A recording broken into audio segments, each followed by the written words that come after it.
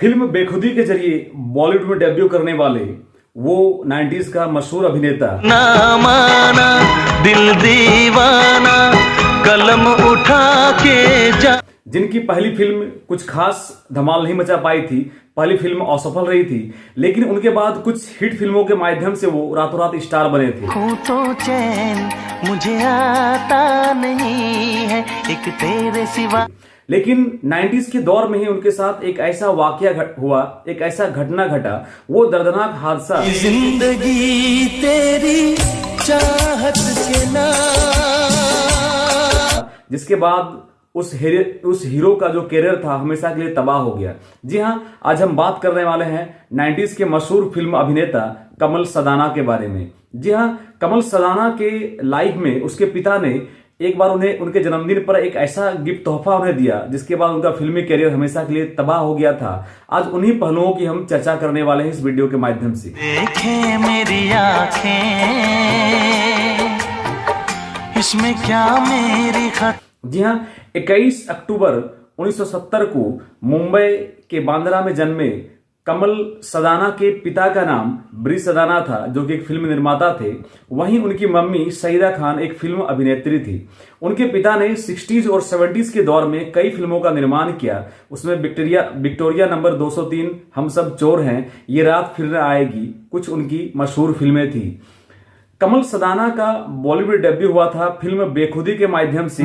खेल खेले हम एक खेल खेले हम साल 1992 में, जिसमें कमल सदाना के ऑपोजिट काजोल थी। ये फिल्म बॉक्स ऑफिस पर कुछ खास धमाल नहीं मचा पाई थी, ये फिल्म असफल रही थी। लेकिन जी हाँ, साल 1993 में आखिर वो फिल्म कमल सदाना के हाथ लगी जिस फिल्म ने रातों रात कमल सदाना को स्टार बना दिया था।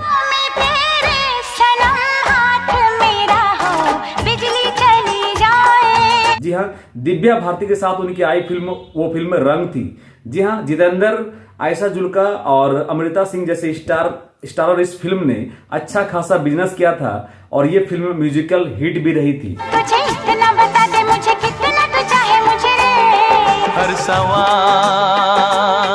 जी हाँ, इसके बाद कमल सदाना को बाली उमर को सलाम, रॉक डांसर, हम सब चोर हैं, अंगारा, मोहब्बत और जंग जैसी फिल्में मिली थी। सलोनी तेरी झील सी आंखें इनमें न जाने कहां। कमल सदाना को फिल्में तो मिल रही थी, लेकिन उन सभी फिल्मों ने रंग जैसी सफलता को दोहरा नहीं पाया था और इसके बाद कमल सदाना को फिल्में मिलना कुछ कम हो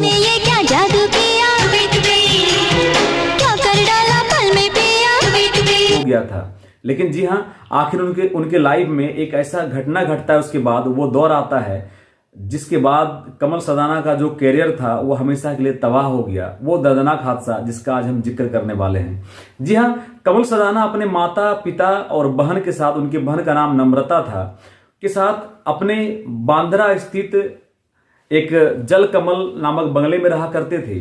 90s के दौर में कमल सदाना एक बार अपने दोस्तों के साथ जन्मदिन की पार्टी मनाने के लिए मुंबई में ही एक रेस्टोरेंट में गए हुए थे और वहां से जब कमल सदाना रात को अपने दो मित्र हैरी और रिजवी के साथ अपने घर पर लौटते हैं तो अपने बंगलों के फर्स्ट फ्लोर में वो चले जाते हैं और जैसे ही रात में अपने दो दोस्त के साथ वो अपने कमरे में सोते हैं तो उन्हें एक चीखने और चिल्लाने की आवाज आती है और गोलियों की आवाज सुनाई पड़ती है कमल सदाना को।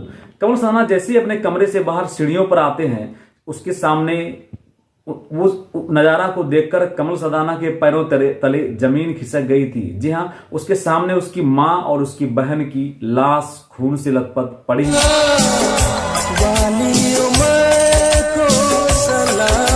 थी और जब उन्होंने ऊपर देखा तो उनके पिता के हाथ में एक पिस्टल था और उनके पिता ने ही, कमल सदाना समझ गए कि उनके पिता ने ही उनकी बहन को और माँ को गोली मारी है।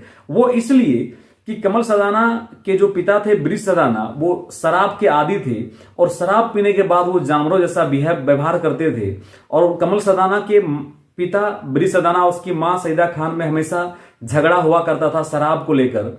उनके पिता का व्यवहार शराब के बाद जानवरों जैसा हुआ करता था और कमल सदाना तुरंत समझ गए थे कि उनके पिता ने उनकी बहन और उनकी मां को गोली मारी है। जब तक कमल सदाना संभल पाते, उनके पिता ने एक और गोली चलाई जो कि कमल सदाना के कान के बगल से होकर गुजर गई और कमल सदाना वहीं गिर पड़े। दूसरी गोली जैसी उन्होंने चलाई वो कमल सदाना के दोस्त को, जिसका नाम हैरी था, उनको जख्मी कर दिया। और उसके साथ एक दोस्त और था, रिजवी।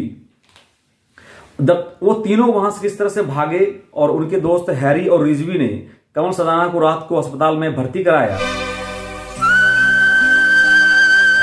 अस्पताल में ट्रीटमेंट के बाद जैसे ही सुबह कमल सदाना वहां से घर लौटते हैं, घर लौटने के बाद वो फिर से एक बार चौंक जाते हैं। उसके सामने उसके पिता की खून से सनी हुई लाश पड़ी हुई थी। कमल सदाना तुरंत समझ गए कि उनके पिता ने खुद को भी गोली मार ली है, और हुआ भी यही था। उसके पिता ने खुद को भी गोली मार लिया था। और ये जन्मदिन, कमल सदाना का वो जन्मदिन हमेशा से उसके लाइफ के लिए काला दिन साबित हुआ। अपने जन्मदिन पर उन्होंने अपने माता पिता, अपने बहन को खो दिया था, और उस घटना के बाद कमल सदाना सदमे में चले गए थे।